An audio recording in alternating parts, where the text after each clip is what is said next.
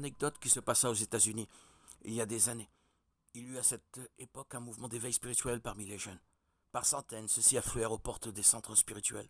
Ayant constaté la faillite du système matérialiste et son incapacité de procurer à l'homme un programme digne de ses aspirations profondes, cette jeunesse se mit à la recherche de vérités élémentaires plus élevées.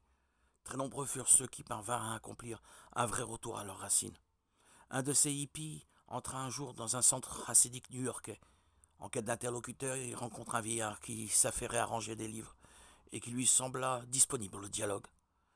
Après un échange de quelques paroles bienveillantes, le vieillard témoigna au hippie son désir de l'aider à sa façon, bien que la communication entre les deux hommes soit réduite à sa plus simple expression.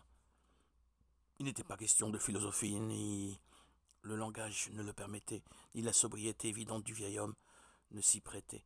Alors le jeune homme, se sentant malgré tout qu'il pouvait apprendre quelque chose d'important ce jour-là, questionna tout directement. Comment fait-on pour se repentir? Si je le savais moi-même, répondit spontanément le vieux Chassid avec un profond soupir. Le hippie fut très impressionné par la modestie du vieillard. De toute évidence, cet homme avait lutté toute une vie pour affiner ses sentiments, se rapprocher de Dieu.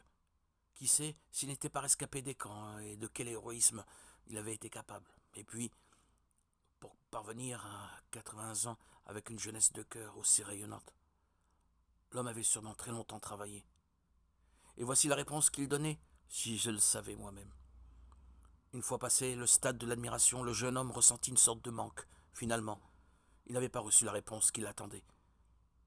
C'est ce qui lui semblait du moins. Mais le vieil homme l'avait ensuite invité à un bon petit déjeuner et il en garda un beau souvenir.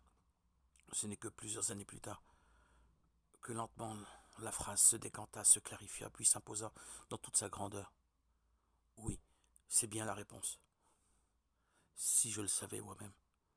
Un homme capable d'avouer qu'il ne sait pas est un homme qui a fait une vraie réparation. C'est cela la réponse. Se remettre constamment en question, avouer ses limites, reconnaître sincèrement que l'on ne sait pas. À quelle connaissance peut-on prétendre dans une vie qui évolue, change si vite, de façon parfois si surprenante? S'en remettre complètement à Dieu, avouer son ignorance et chercher, telles sont les clés, telle est la leçon que nous pouvons tirer de cette histoire.